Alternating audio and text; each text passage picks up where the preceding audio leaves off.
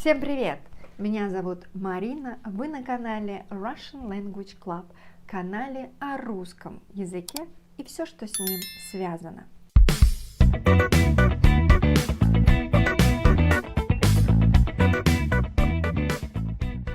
Сейчас вы будете смотреть грамматическое видео, а именно видео о будущем времени глагола.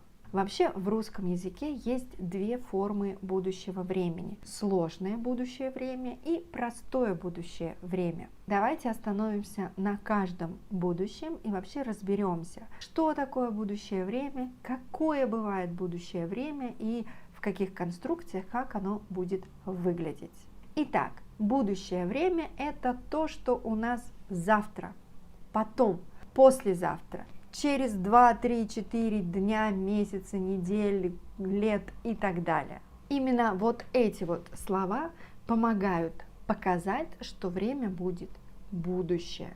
Но не только эти дополнительные слова, но также и глагол, а именно форма глагола в будущем времени. И давайте вернемся к тому, что в русском языке есть два вида глаголов. Глагол несовершенного вида imperfective verb и глагол совершенного вида perfective verb. У глаголов несовершенного вида будет сложное будущее время, а именно глагол быть в будущем времени плюс инфинитив. Об инфинитиве уже было видео, посмотрите его обязательно после просмотра этого видео. Итак, сложное будущее время. Глагол быть в будущем и инфинитив. Например, я буду читать, ты будешь отдыхать, он будет смотреть, она будет гулять, мы будем работать, вы будете учить, они будут спать. Это форма глаголов несовершенного вида в будущем времени. Это сложная форма. Но бывают ситуации, когда мы можем говорить, что где я, кто я, кем я буду и так далее. В данном случае у нас будет простая форма глагола быть. Я буду на работе. Ты будешь дома. Он будет учителем. Мы будем в школе. Вы будете в офисе. Они будут счастливы. И здесь глагол есть, который мы не используем в настоящем времени, мы будем использовать в будущем времени. И глагол есть и быть в данном случае будут синонимами. В будущем времени, если вы хотите сказать о есть, о существовать, существовании где-либо, когда-либо, кем-либо, каким-либо, то тогда вы будете использовать глагол быть в будущем времени. Буду, будешь, будет, будем, будете, будут. Форма будущего времени глаголов совершенного вида. Это простая форма. Будущее простое обозначает законченность, завершенность действия. Действие будет закончено в будущем, будет иметь результат. Для образования будущего простого необходимо знать спряжение глагола. А спряжение у нас тоже два. Первое спряжение, второе спряжение. Например, глагол «прочитать». Это глагол первого спряжения, поэтому форма будущего времени будет такая. Я прочитаю, ты прочитаешь, он прочитает, она прочитает, мы прочитаем, вы прочитаете, они прочитают.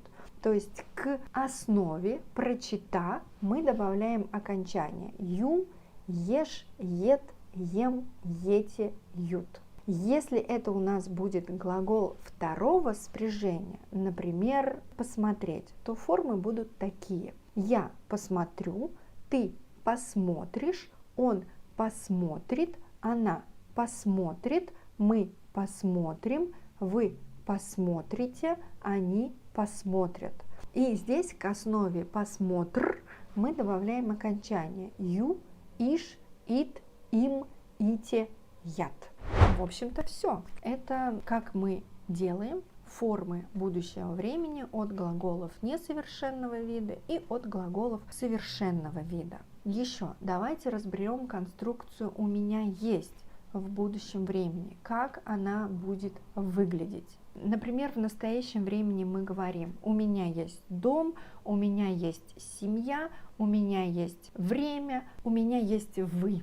В будущем времени мы скажем: у меня будет семья, у меня будет дом, у меня будет время, но у меня будете вы. Вы будете у меня. Это форма для местоимения вы. А если бы я сказала: у меня есть деньги, в будущем времени у меня будут деньги, я бы использовала форму для местоимения они. Они будут, потому что деньги – это они. И отрицательная конструкция: у меня нет времени, у меня нет денег, у меня нет семьи, у меня нет дома. В будущем времени будет выглядеть так: у меня не будет времени, у меня не будет семьи, у меня не будет дома, у меня не будет денег. Обратите внимание, что форма всегда одна: не будет, и эта форма в единственном числе. Хотя деньги – это множественное число, деньги они, но мы скажем: у меня не будет денег. Дай бог, что у меня были деньги. Но вообще давайте не будем говорить, что у меня не будет денег, у меня будут деньги, да ведь? Итак, для образования будущего времени нам необходимо знать, какая у нас конструкция. Второе. Нам необходимо знать, какой глагол мы используем. Глагол несовершенного вида или глагол совершенного вида. Если это глагол несовершенного вида, то мы просто добавляем глагол быть в будущем времени и инфинитив, тот самый глагол несовершенного вида. А если у нас глагол совершенного вида, то нам необходимо понимать, это глагол первого спряжения или это глагол второго спряжения. Именно благодаря этой информации мы и будем образовывать формы будущего времени совершенного вида глаголов. Вот и все, что необходимо знать о будущем времени в русском языке. Если у вас остались какие-либо вопросы, то вы знаете, куда их писать: в комментариях или на электронную почту. Подписывайтесь на канал Russian Language Club. Давайте дружить, общаться в социальных сетях. И пока-пока. До скорой встречи.